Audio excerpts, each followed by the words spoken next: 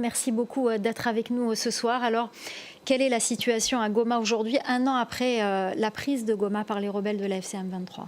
Mais disons qu'un an après cette prise de Goma, le M23 n'a jamais occupé des territoires aussi vastes. Il reste maître du terrain militaire.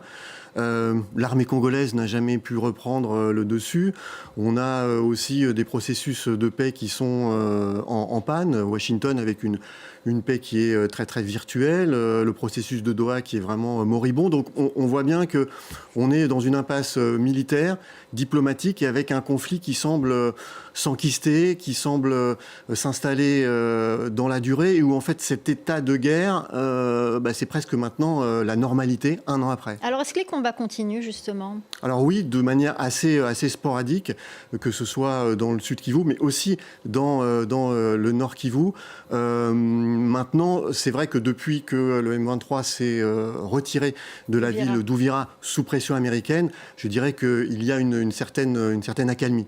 Alors la situation économique, on l'a vu, semble compliquée puisqu'on a vu dans le reportage que les transactions bancaires, par exemple, n'ont pas lieu. Comment la FCM 23 continue à maintenir une activité économique ? Alors, il faut savoir que depuis qu'elle occupe ces territoires, il y a une véritable administration parallèle qui s'est instaurée et qui est gérée par le M23, donc au niveau des administrations, d'un point de vue politique, il y a des maires, il y a des gouverneurs, mais aussi évidemment d'un point de vue économique. Alors le problème des banques qui restent fermées est un vrai souci quand même et oblige les habitants de Goma soit à passer la frontière côté Rwanda, soit utiliser des moyens de paiement électroniques. Mais c'est vrai que voilà, c'est une rébellion qui doit s'autofinancer. Alors comment est-ce qu'elle s'autofinance ? D'abord, il y a la prise de sites miniers importants. On pense notamment à la mine de Roubaya, une mine de coltan, où les Nations Unies estiment qu'elle rapporterait au M23 environ 800 000 $ par mois. Mais depuis que le M23 est descendu au sud Kivu, il y a d'autres sites miniers qui maintenant sont contrôlés par le M23. Et puis, il y a toutes ces taxes routières sur les routes et aussi aux postes frontières qui permettent de financer cette rébellion qui s'est considérablement agrandie. Elle a énormément recruté pendant toute cette année. Je crois les Nations Unies parlaient environ de 5000 combattants M23 en 2022. Là, il serait, selon Crisis Group, plus de 20 000. Donc, il faut aussi payer, nourrir ces combattants. Alors, on l'a vu aussi dans le reportage, de nombreux habitants ayant quitté Goma témoignent de cette répression, de ce climat de répression. Qu'est-ce qu'on en sait aujourd'hui ? Alors on n'en sait pas grand-chose. En fait, oui, il y a clairement des problèmes sécuritaires qui ont eu tendance quand même à diminuer sur Goma. Mais effectivement, il y a une situation de tension avec quand même des rebelles qui ont fait partir les autorités officielles de force. Donc un climat de peur pour savoir qui est de quel côté. Est-ce que vous êtes plutôt pour les rebelles ou est-ce que vous êtes encore pro-Kinshasa ? Et on a vu ces tensions quand même s'exacerber, notamment à Uvira au moment de la prise d'Uvira, puisqu'il y avait, je dirais, là-dessus des problèmes communautaires. Alors, vous avez évoqué tout à l'heure les accords de Doha et de Washington. Alors, l'accord de Washington, notamment, depuis sa signature, une nouvelle ville est tombée, Uvira, pour revenir ensuite sous pression américaine côté Kinshasa. La question qui se pose, c'est est-ce que finalement cet accord de Washington maintient un statu quo, c'est-à-dire que les rebelles n'avancent pas plus, mais que Kinshasa ne récupère pas pour autant les territoires perdus ? Exactement. En fait, depuis la signature de ces accords, les seules actions de Washington concrètes sur le terrain, c'est il y a plusieurs mois le fait que le M23 recule de la zone de Walikale.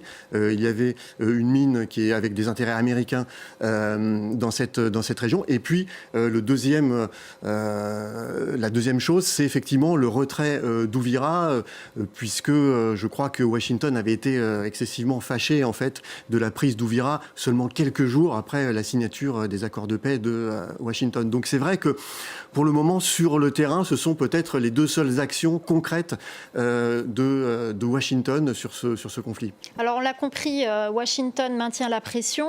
Kinshasa ne récupère pas pour autant ces territoires, est-ce que l'armée congolaise aujourd'hui peut avancer davantage?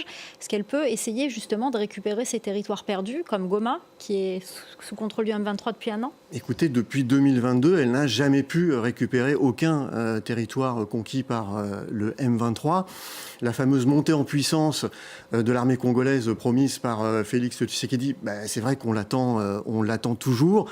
Je crois qu'il y a eu des efforts du côté de l'armement, mais c'est vrai que par exemple au moment où le M23 s'est retiré de la ville d'Ouvira, c'est pas l'armée congolaise qui a repris tout de suite le terrain, mais ce sont les Wazalendo, c'est-à-dire ces milices pro-gouvernementales qui ont réoccupé la ville. Donc pour le moment, c'est vrai que ça semble très improbable qu'il y ait une solution militaire, que Kinshasa trouve une issue militaire à ce conflit. Donc il n'y a qu'une issue diplomatique et politique qui pour le moment peut sortir. Peuvent venir que des États-Unis. Et qui peuvent venir que des États-Unis. On a vu en fait que la seule pression qui a été concrète sur le terrain, avec des résultats concrets sur le terrain, c'est en fait l'implication de Washington. Alors on va faire un peu de politique fiction. Que peuvent faire les États-Unis demain pour mettre davantage de pression pour que Kinshasa récupère ses territoires et que la paix revienne dans l'Est?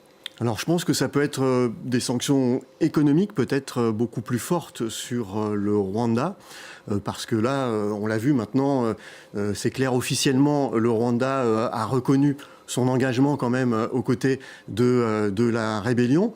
Donc on verra. La sous-secrétaire d'État américaine a eu des mots quand même assez forts dernièrement en disant que ceux qui menaçaient la paix feront face à leurs responsabilités. Voilà.